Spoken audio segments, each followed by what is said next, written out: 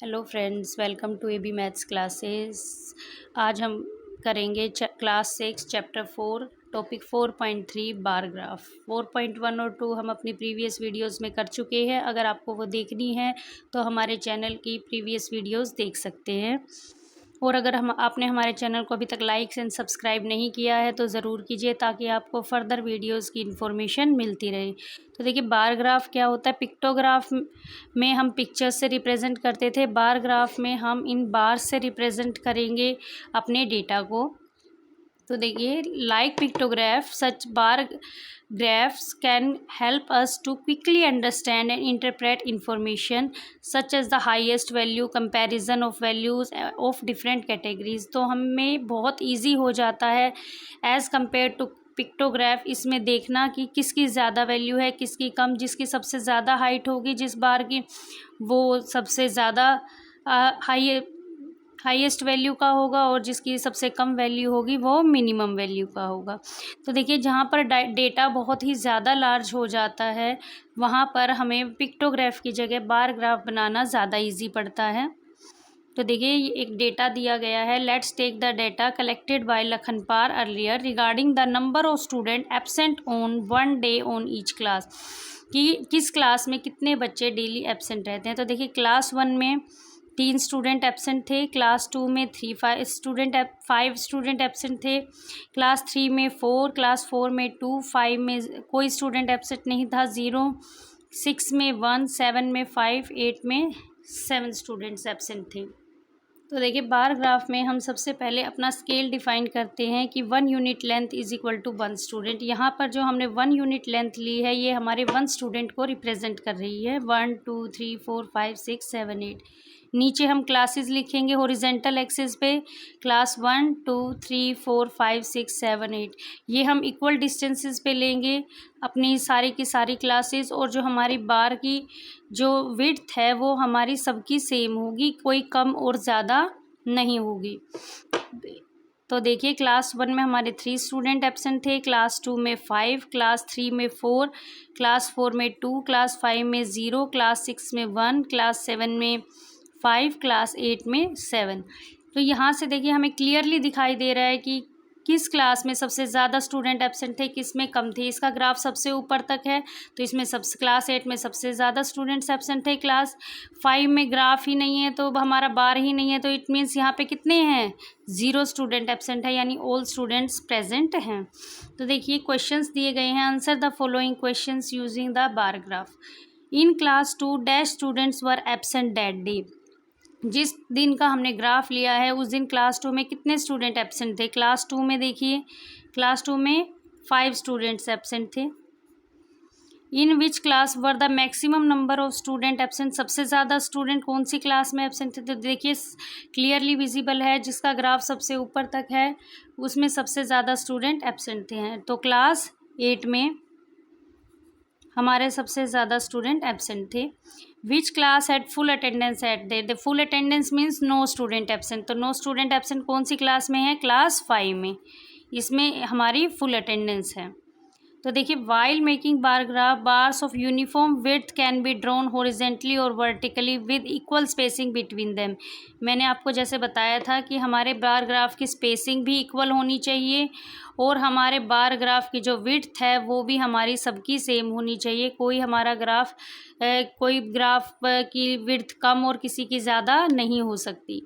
या हम इसे क्लास को चाहें तो वर्टिकल एक्सिस पे भी लिख सकते हैं, और नंबर ऑफ स्टूडेंट को हॉरिजेंटल एक्सिस पे। ग्राफ हमारा कैसा भी हो सकता है। यहाँ पर हमने वर्टिकली ग्राफ दिखाया है, और यहाँ नेक्स्ट पेज पर हमें हॉरिजेंटल ग्राफ शो किया गया है। Now let us to an example of vehicular traffic at a busy road crossing in Delhi. Delhi में से जितने भी ट्रैफिक क्रॉस कर रहे हैं, हमने उसका एक डेटा लिया which was studied by traffic police on a particular day, किसी भी पर्टिकुलर डे पर।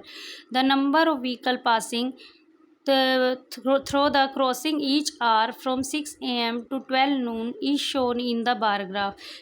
सुबह 6 बजे से लेके 12 बजे तक जितने भी लोगों ने क्रॉस किया उनके डाटा यहाँ पर दिए गए हैं। 1 unit length is equal to 100 vehicles.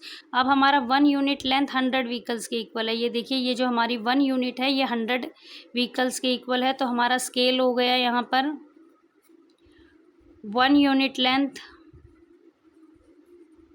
Is equal to 100 vehicles.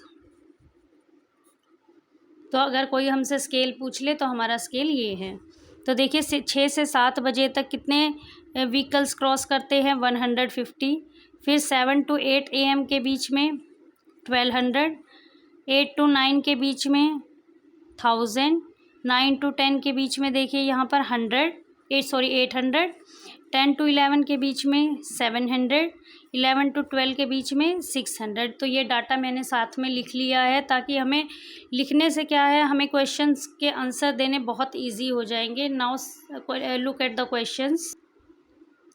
How many total cars pass through crossing between 6 AM and 12 and नून।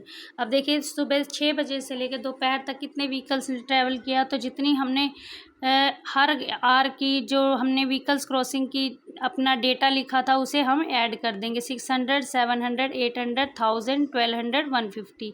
तो हमारा आएगा 4450 व्हीकल्स ने क्रॉस किया। Question number 2, what do you think so little traffic occur during the hour of 6 to 7 AM as compare to other hours from 7 AM to noon. अब question में पूछा गया है कि 6 to 7 के बीच में कोई ऐसा क्या था कि हमारा ट्रैफिक बहुत कम था as compare to left hours. Look at the graph. देखिए 6 to 7 AM के बीच में हमारा बहुत लिटिल ट्रैफिक था, 150 था, बाकी हमारा ट्रैफिक बहुत ज़्यादा बढ़ गया। इसका रीज़न क्या हो सकता है? तो देखिए 6 to 7 AM के बीच में हमारा कोई स्कूल आवर्स नहीं होते, कोई ऑफिस आवर्स नहीं होते, इसलिए बहुत ही कम लोग हमारे ट्रैवल करते हैं, इसलिए यहाँ पर सबसे कम है। 7 to 8 AM के बीच में देखिए मैक्सिमम स्कूल्स का स्कूल आवर 8 बजे का होता है। तो 7 से 8 के बीच में जो लोग ऑफिस जाते हैं, बच्चे स्कूल जाते हैं या पेरेंट्स उन्हें ड्रॉप करने जाते हैं, वो सारा जो हमारा है वो 7 to 8 के बीच में है। तो यहाँ सबसे ज़्यादा है। तो आंसर क्या लिखेंगे? As there are no school hours and office hours, कोई भी स्कूल आवर्स और ऑफिस आवर्स नहीं होते between 6 AM to 7 AM, so very few people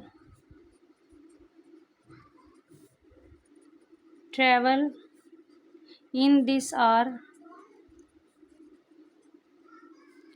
as compared to 7 AM and noon।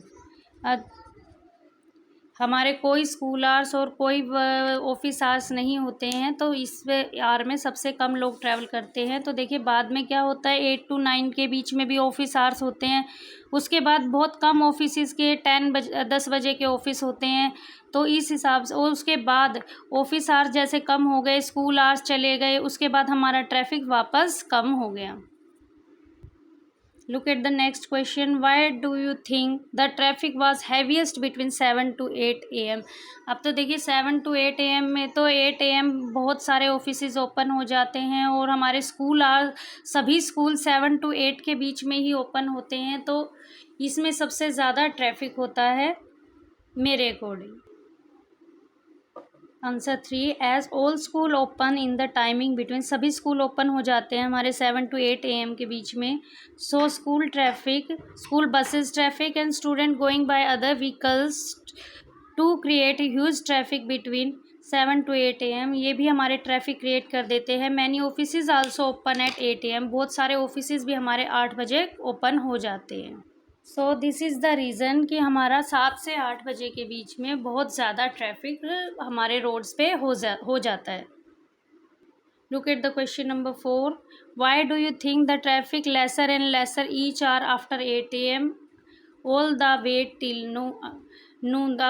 क्या हुआ, हमारा 8 बजे के बाद ट्रैफिक और ज़्यादा धीरे धीरे कम हो गया दोपहर तक। तो देखिए 8 के बाद वर्किंग आवर्स ही बचे कि हमारे जो ऑफिसेज़ हैं वो ओपन होते हैं कुछ 9 बजे, मैक्सिमम 9 तक, और उसके बाद कुछ ही ऑफिसेज़ 10 तक ओपन होते हैं, और उसके बाद हमारे ऑफिस टाइमिंग बंद हो जाते हैं। तो धीरे धीरे हमारा क्राउड जो है हमारे रोड्स पर कम हो जाता है और हमारी ट्रैफिक कम हो जाती है। तो देखिए इसे नोटबुक में कैसे लिखेंगे, तो हम ऐसे अपनी नोटबुक में लिखेंगे, as maximum offices have timing 9 AM to 12 AM। Maximum offices का टाइमिंग हमारी 9 AM और 10 AM होती है।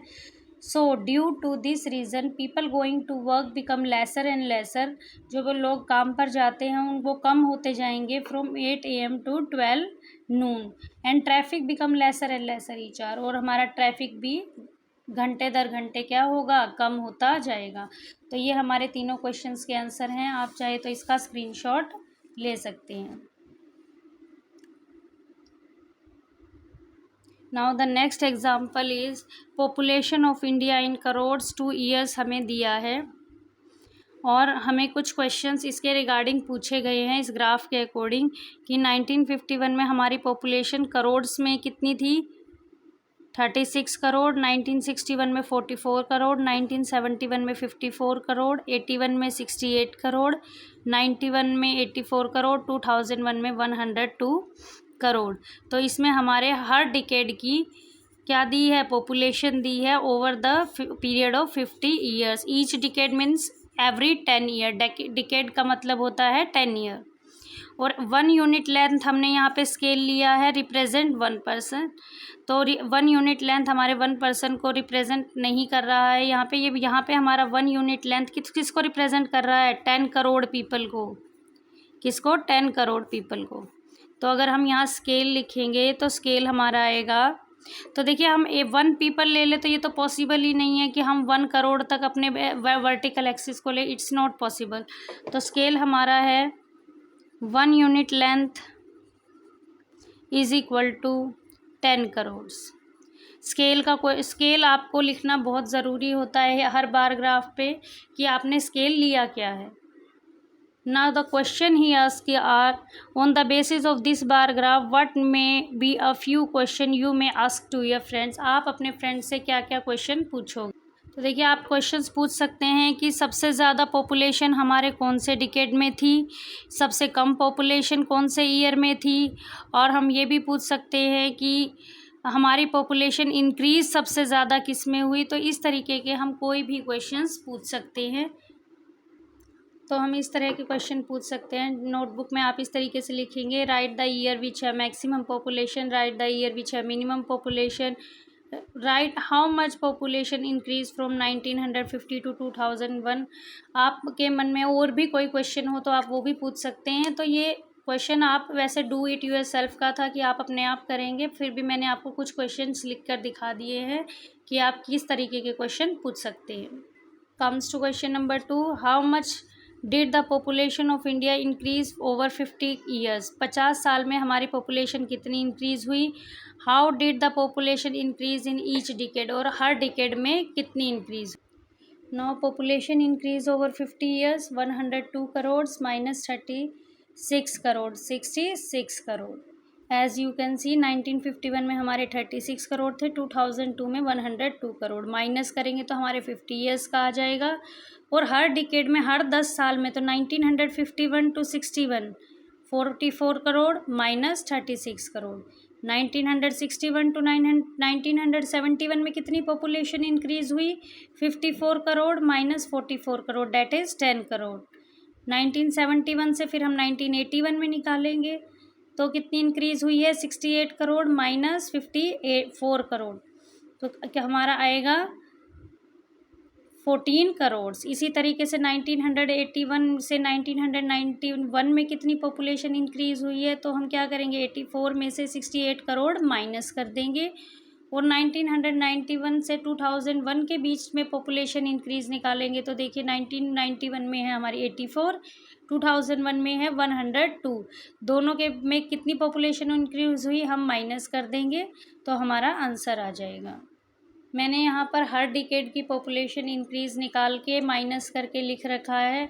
आप चाहे तो नोटबुक में ऐसे का ऐसा लिख सकते हैं, या चाहे तो इसका स्क्रीनशॉट ले सकते हैं। And happy independence day to all. अगर हमारे चैनल को अभी भी आपने लाइक एंड सब्सक्राइब नहीं किया है तो ज़रूर करें।